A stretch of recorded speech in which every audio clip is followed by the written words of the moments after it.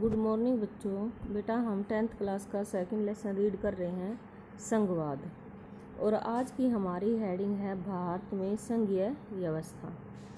तो जैसे कि बेटा हमने पढ़ा है अब तक, संघवाद का अर्थ समझाया था कल की वीडियो में, आपसे उसकी विशेषताएं बताई थी और उदाहरण देकर भी बताया गया था कि जैसे बेल्जियम है, श्रीलंका है, पिछले लेसन में फर्स्ट में, कि ये छोटे छोटे देशों का भी यानी वहाँ पर वे यानी भारत से बहुत ज़्यादा छोटे देश हैं, हर लगभग हरियाणा राज्य के बराबर हैं। तो वहाँ पर भी विविधता, इतनी विविधताओं को संभालने में मुश्किल होती है। तो भारत तो बहुत विशाल देश है, तो इसमें कितना मुश्किल होगा, यानी क्योंकि भारत में तो विभिन्न भाषाओं के, धर्मों के, क्षेत्रों के लोग रहते हैं। तो जब बेल्जियम और श्रीलंका में ही विविधता को नहीं संभाल पा रहे, तो भारत जैसे विशाल देश में हम इतनी विविधताएं होते हुए तो उसको कैसे संभालेंगे। इसलिए भारत में भी सत्ता की साझेदारी की आवश्यकता है या व्यवस्था की गई है। संविधान से ही यानी शुरुआत करते हैं। एक बहुत ही दुखद और रक्त जनित विभाजन के बाद, दुखद और रक्त विभाजन का अर्थ है बेटा, जब भारत और पाकिस्तान का यानी विभाजन हुआ था तो बहुत सारे लोग मारे गए थे। तो उसके बाद यानी जब हमारा देश आज़ाद हुआ था और आज़ादी के कुछ समय बाद ही अनेक स्वतंत्र रजवाड़े भारत से विलीन यानी ख़त्म हो गए थे। भारतीय संविधान ने भारत को राज्यों का संघ घोषित किया, यानी भारत को राज्यों के आधार पर यानी बांट दिया गया था। इस संघ शब्द नहीं आया, इसमें संघ शब्द नहीं आया, पर भारतीय संघ का गठन संघीय शासन व्यवस्था के सिद्धांत पर ही हुआ था। ये लाइन बेटा, यानी भारत को राज्यों का संघ घोषित किया गया और इसमें संघ शब्द नहीं आया, पर भारतीय संघ का गठन संघीय शासन व्यवस्था के सिद्धांत पर हुआ था। हमने ऊपर संघीय व्यवस्था की जिन 7 विशेषताएं का जिक्र किया था उन्हें फिर से देख लें। हम देख सकते हैं कि ये सभी बातें भारतीय संविधान के विभिन्न प्रावधानों पर लागू होती हैं। तो बेटा शुरू में ही हमने यानी भारत की ये संघीय व्यवस्था की विशेषताएं पढ़ी थी। जैसे मैं आपको दिखा देती हूँ, फर्स्ट, सेकंड, थर्ड हमने मेन था जो क्वेश्चन हमारा ये रही बेटा। ये जो 7 विशेषताएं हैं ये सबसे महत्वपूर्ण है। संघीय व्यवस्था में यानी विशेषताएं क्या है? 2 या 2 से अधिक सत्रों वाली सरकार होती है। अलग अलग सत्र की सरकारें एक ही नागरिक समूह पर शासन करती हैं। एक ही नागरिक समूह का अर्थ भी बेटा जैसे बताया था कि वो अपने देश के नागरिक को प्रशासन कर सकती है, यानी किसी दूसरे देश के नागरिक को प्रशासन नहीं कर सकती। कानून बनाने और कर वसूलने और प्रशासन का उनका अपना अपना अधिकार क्षेत्र होता है, यानी जैसे शासन, जैसे केंद्र सरकार है, राज्य सरकार है, यानी इनका अपने अपने अधिकार हैं। इनका क्षेत्र का बंटवारा किया गया है कि किस क्षेत्र से किसने यानी वही कर वसूलना है, कहाँ प्रशासन करना है, और यानी उनके अपने अपने अधिकार क्षेत्र हैं। तीसरी, जैसे विभिन्न सत्रों की सरकारों के अधिकार क्षेत्र संविधान स्पष्ट रूप से यानी जो अधिकार क्षेत्र है बेटा कि किसके पास कितनी शक्ति है, कि कौन कौन से अधिकार है, संविधान ने ये स्पष्ट रूप से यानी वर्णित किया गया है। इसके बाद संविधान के मौलिक प्रावधानों का ये भी हमने चौथी है कि भाई मौलिक जो हमारे मौलिक अधिकार हैं बेटा उसमें कोई सी भी एक सरकार यानी केंद्र सरकार परिवर्तन नहीं कर सकती। दोनों सरकार, केंद्र और राज्य सरकार मिलकर ही या प्रांतीय सरकार मिलकर ही उसमें परिवर्तन कर सकती हैं। 5वां है अदालतों को संविधान और विभिन्न सत्र की सरकारों के अधिकार की व्याख्या, यानी अदालतों के पास ये अधिकार है कि वो संविधान की और उनके अधिकारों की व्याख्या करें, यानी विस्तार से बताएं।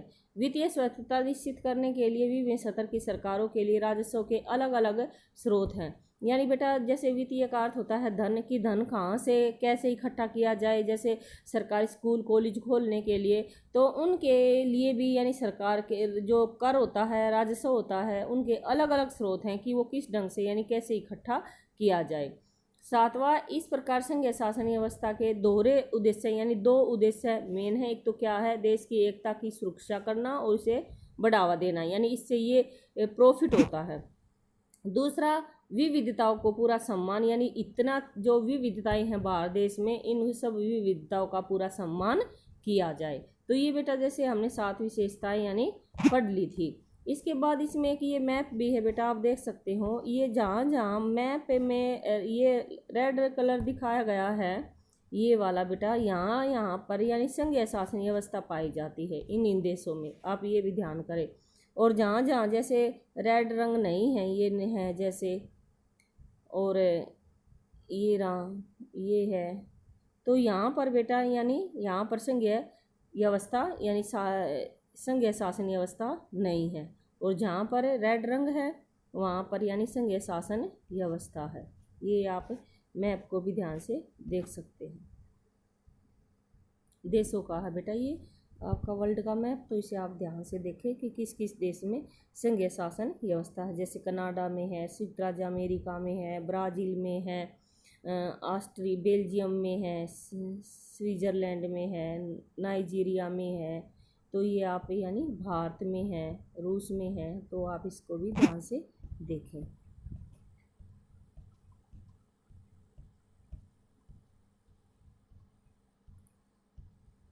तो हमने यही था बेटा हमारा टॉपिक कि हमने यानी 7 विशेषताओं का जिक्र किया था जो कि अभी अभी हमने पढ़ी है।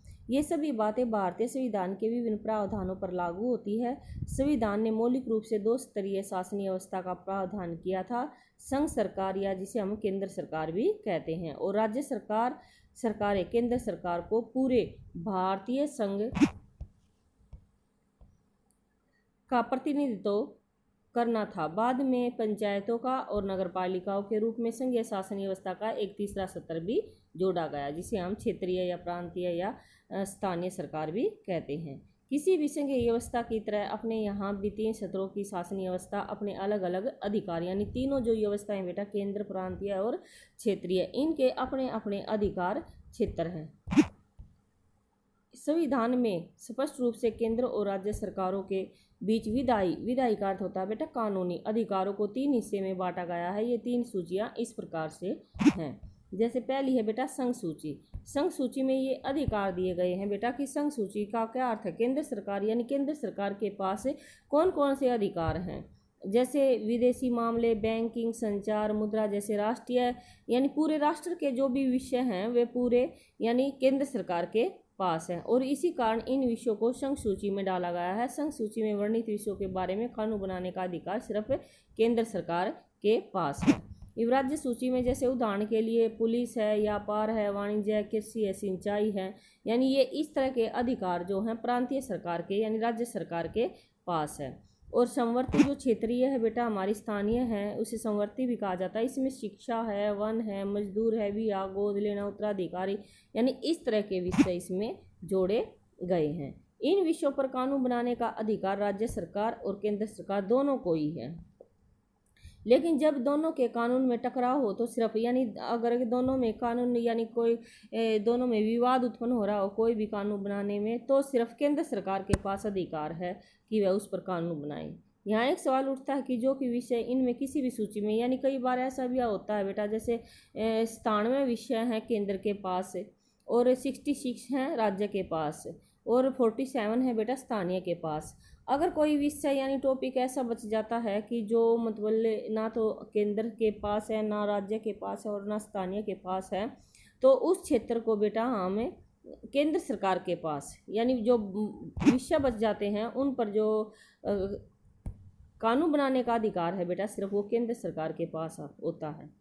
हमने ऊपर देखा है कि सबको साथ चलने की नीति मानकर बनी अधिकतर बड़ी संघीय व्यवस्थाओं में 7 इकाइयों को बराबर अधिकार नहीं मिलते। भारतीय संघ के सारे राज्यों को भी बराबर अधिकार नहीं है।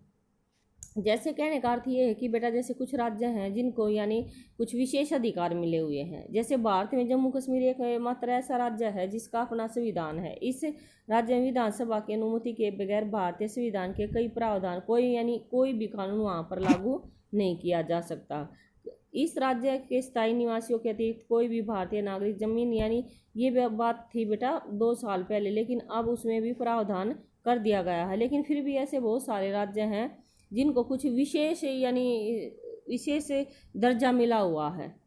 तो भारतीय संघ की कई इकाइयों को बहुत कम अधिकार हैं। वे वैसे छोटे इलाके हैं जो अपने आकार के चलते स्वतंत्र प्रांत नहीं बन सकते। इसमें किसी मौजूदा प्रांत में विलीन करना भी संभव नहीं है।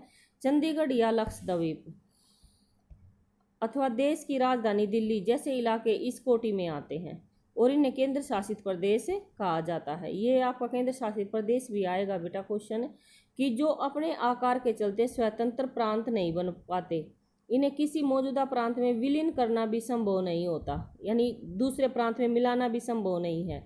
तो उन प्रांतों को, ऐसे प्रांतों को हमने यानी केंद्र शासित प्रदेश का नाम दिया है। तो जैसे उदाहरण के लिए आप जानते हैं कि 7 हमारे जो है केंद्र शासित प्रदेश हैं।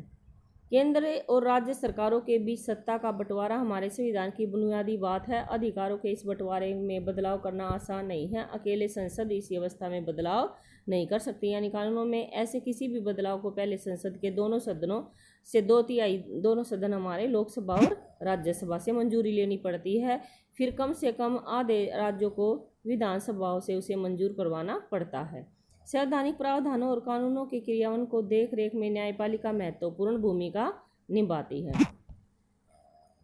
शक्तियों के बंटवारे के संबंध में कोई विवाद होने पर यानी जो फैसला लिया जाता है बेटा वो उच्चतम न्यायालय लेता है। अगर दोनों में बंटवारे से या शक्तियों से संबंधित कोई भी विवाद उत्पन्न हो जाता है तो सर्वोच्च न्यायालय ही उस पर डिसीजन लेता है। सरकार चलाने और जिम्मेदारियों का निर्वाह करने के लिए जरूरी राजस्व की उगाही के संबंध में केंद्र और राज्य सरकारों को कर लगाने और संसाधन जमा करने का अधिकार भी प्राप्त है।